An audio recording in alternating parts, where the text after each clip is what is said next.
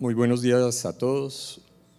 Muchísimas gracias a la Fundación para las Porfirias por la invitación y a los organizadores. Mucho más después de esta introducción y del video tan sentido y tan significativo con respecto a esta enfermedad que puede afectar sin duda alguna la calidad de vida de los pacientes, su familia y el entorno.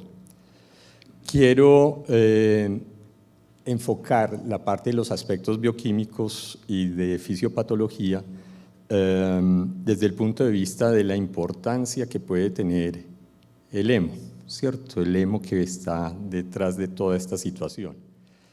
Resulta que el hierro puede ser muy importante para nosotros como seres humanos, en el sentido de que el hierro puede cargar el oxígeno y el CO2 y puede dar muchas de las funciones vitales del organismo. Pero el hierro solo, por sí solo, puede ser supremamente tóxico. Entonces, el organismo se las tiene que ingeniar de cómo poder utilizar el hierro en sus funciones tan importantes, ¿ya?, sin que sea tan tóxico y poderlo cargar por todas partes. Y ese es todo el proceso de la bioquímica que lo logra hacer el organismo de una manera, diría uno, que magistral, ¿cierto? Y de ahí tal vez la importancia, digamos, de todo este proceso y de la comprensión de la fisiopatología de las porfirias. ¿Dónde va a actuar todo este proceso de poder transportar el hierro pues, hacia las diferentes partes? Va en el interior de la célula, vamos a tener una primera parte que va a estar metido, en las mitocondrias, una segunda parte que va a estar metida en todo el citoplasma, el citosol, y una tercera parte que vuelve de nuevo a las mitocondrias. Ese es el terreno donde nos vamos a manejar en la composición bioquímica del hemo. Entonces vamos a empezar por una primera etapa que es la etapa inicial de la mitocondria. ¿Qué sucede en el interior de la mitocondria? La succinilcoenzima A, que viene del ciclo de Krebs, todos lo sabemos, el ciclo de Krebs nos va a perseguir desde los primeros semestres de medicina, después de internos, después de especialistas y toda la vida, ¿cierto? Viene esta succinilcoenzima A y se fusiona con la glicina para hacer el ácido delta-aminoleulínico a través de la ácido delta-aminoleulínico sintetasa, ¿cierto? Esa es la primera parte que ocurre al interior de la mitocondria. De ahí pasamos a lo que sucede en el citosol, en el citoplasma, ¿ya? Ese ácido delta-aminoleulínico vamos a convertirlo en porfobilinógeno a través de la ala deshidrogenasa o de hidrogenasia. Este porfobilinógeno pasa a hidroximetilbilano a través de la porfobilinógeno de aminasa. La hidroximetilbilano lo convertimos en uroporfirinógeno 3 a través de la uroporfirinógeno 3 sintetasa o sintasa. Y este uroporfirinógeno 3 lo pasamos a coproporfirinógeno, ¿cierto?, a través de la uroporfirinógeno 3 de carboxilasa. Son 4 pasos que ocurren en el citoplasma pues, en ese momento. Y de ahí volvemos nuevamente a la mitocondria, ¿cierto? El coproporfirinógeno 3 lo convertimos en protoporfirinógeno 3 a través de la coproporfirinógeno 3 oxidasa. Este protoporfirinógeno 3 lo pasamos a la protoporfirina 9 a través de la protoporfirinógeno 3 oxidasa y finalmente el protoporfirina 9 lo pasamos al hemo con ferroquelatasa. Aquí es donde se le pega el hierro, ¿ya? Eso nos produce hemo, ¿cierto? Ese hemo lo vamos a convertir, ya sea en el citosol o por fuera, se le pegan las cadenas proteicas para producir hemoglobina, ¿cierto?, o mioglobina, o los citocromos que se encuentran en el hígado, ¿cierto? O sea, esa es como toda la síntesis normal que puede ocurrir. Tenemos entonces 3 pasos fundamentales inicialmente en mitocondria, después citosol y después nuevamente la mitocondria. Vamos a hacer como una especie de repaso de esto, ¿cierto? Esta es nuestra mitocondria, succinilcoenzima A más glicina, ¿cierto?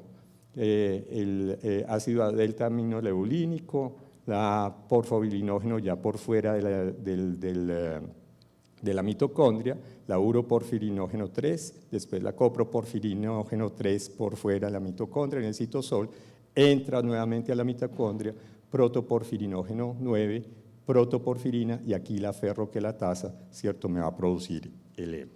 Bien, es lo mismo que había explicado previamente, pero de una síntesis en una sola diapositiva. Eso mismo, exactamente eso mismo, ¿cierto?, es esto, pero con las estructuras bioquímicas. Bien, entonces la glicina, la succinilcolina, ¿cierto?, me produce este ácido delta aminoleulínico. Muy bien, ven ustedes como la cadenita o la composición. Casi que al tratar de fusionar dos ácidos delta aminoleulínicos producimos esta parte que se llama como un grupo pirrólico, ¿cierto? Un grupo pirrólico. Y si nosotros cogemos este grupo pirrólico y llegamos inclusive al final, es como la fusión de 4 grupos pirrólicos para llegar a este punto, a esta estructura final para poder cargar el hierro. ¿Ya? Se hace como la fusión de los 4, no sé si ustedes lo ven a través de los diferentes espacios, y para eso utilizamos las diferentes enzimas y poder cargar el hierro sin que éste sea tóxico para nosotros y pueda ejercer sus funciones. De una ingeniería bioquímica impresionante, ¿cierto?, de cómo lo puede hacer, digamos, el organismo.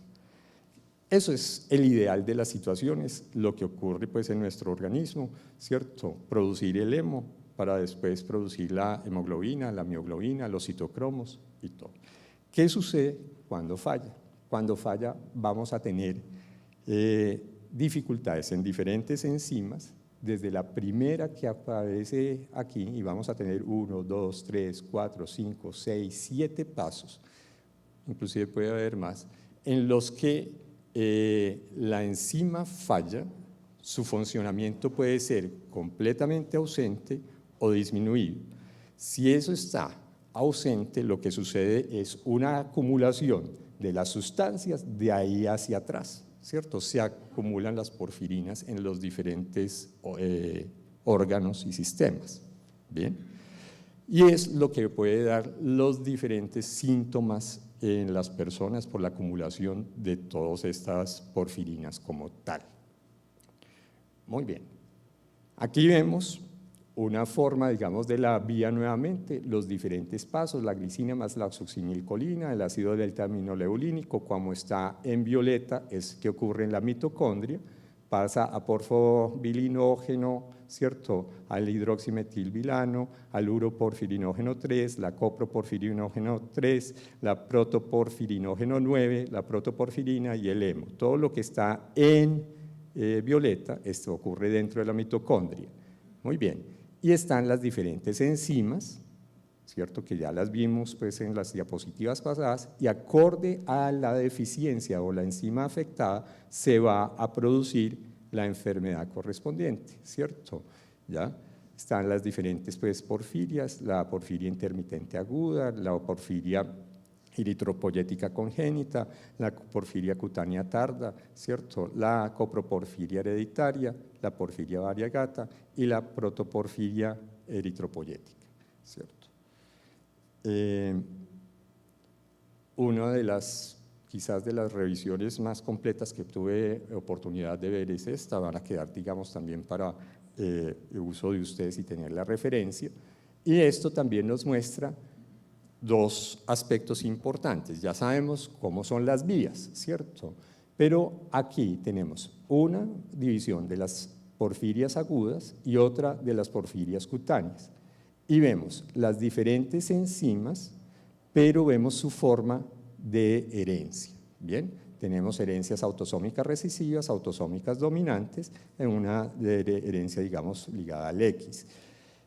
Eso nos da también una forma de ver el funcionamiento de las porfirias. ¿Por qué? Porque puede existir compensación del otro gen de uno de los padres como tal y que el funcionamiento no esté completamente aparte en algunas de ellas. Bien, y nos va a mostrar que las porfirias cutáneas, ¿cierto?, no suelen tener ataques agudos, pero que las porfirias que tienen ataques agudos, algunas pueden tener manifestaciones cutáneas. Entonces, nos ayuda, digamos, tener las tablas de referencia en ese sentido y podernos orientar desde el punto de vista clínico de sus manifestaciones. Este es uno de las referencias históricas, digamos, de los primeros casos o de los casos de un personaje importante con porfiria. Es Jorge III, rey de Inglaterra, vivió entre 1738 y 1820, y los reportes informan, entre su cuadro clínico, cuando comenzaron ataques fuertes y cada vez más frecuentes, convulsiones, calambres, taquicardia y una excitación imposible de dominar, durante las crisis en las que aullaba como un perro y la inquietud le llevaba a una verborrea imparable. Su orina era roja o pardo rojiza. A veces llegaba a hablar de manera incomprensible y enfática durante horas. A esto se le añadió pérdida de dientes, disminución de apetito, hidropesía y edema de piernas. ¿Ya? Es una referencia tomada de un dermatólogo en el museo, ¿cierto? Lo llama la porfiria del rey loco. Este dermatólogo en el museo estudia una cantidad de obras de arte y las hace referencias con diferente tipo de enfermedades, y aquí hace la referencia específica con respecto a Jorge III con su porfiria. Jorge III vive en la época en que Estados Unidos logra su independencia de Inglaterra y pierde el imperio, digámoslo así, una de sus principales colonias. Pero para Jorge III no fue importante eso, ¿cierto? Probablemente también porque no podía ver la magnitud de las cosas que estaban ocurriendo, ¿ya? Muy bien. Aquí tenemos entonces los diferentes tipos de porfiria en sus manifestaciones clínicas que vamos a ver durante el transcurso del día, las enzimas que lo afectan, la vía, ¿cierto?, bioquímica que vimos y las diferentes manifestaciones. Tenemos fotosensibilidad aguda en los primeros pasos, pero también en el último paso. Tenemos formas de ataques agudos con las diferentes presentaciones de la enfermedad, y tenemos pues las manifestaciones cutáneas como tal. Yo pienso que es importante tener, digamos, alguna tabla, algún esquema de estos que nos ayuda muchas veces a orientarnos claramente de dónde estamos ubicados, sabiéndonos ya los pasos diferentes de las porfirias como tal. La fisiopatología, en las formas cutáneas, lo refieren que la fotosensibilidad que caracteriza las formas cutáneas de porfiria radica en la acumulación excesiva de porfirinas libres en la piel. Normalmente existen tan solo en pequeñas cantidades de esas porfirinas libres. Al exponerse a la radiación electromagnética con longitud de onda de aproximadamente 400 nanómetros y en presencia de oxígeno, las porfirinas causan daño fotodinámico en tejidos y células y elementos subcelulares y biomoléculas mediante especies reactivas de oxígeno. Eso podría explicar eventualmente las manifestaciones cutáneas. En cuanto a las manifestaciones neurológicas y neuroviscerales, ¿cierto? No hay mucha claridad completamente con esto. Se presume que el ácido delta-aminoleulínico ejerce un efecto tóxico directo en las neuronas, tanto del sistema nervioso central como periférico, y que compite con el GABA en el sistema nervioso central. El GABA como inhibidor y como equilibrador de los neurotransmisores entre los inhibitorios y los excitatorios.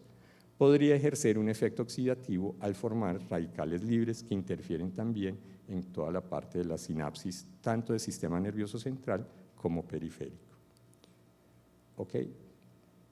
Y traigo para finalizar Otro punto, esto es una enfermedad que puede tener una herencia. Jacobo I fue rey de Inglaterra y sexto rey de Escocia, era como el tatarabuelo o tío abuelo de Jorge III.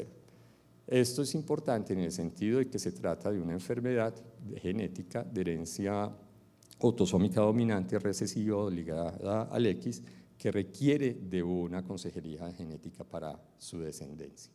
Yo creo que esta es la última. Por su atención, muchísimas gracias.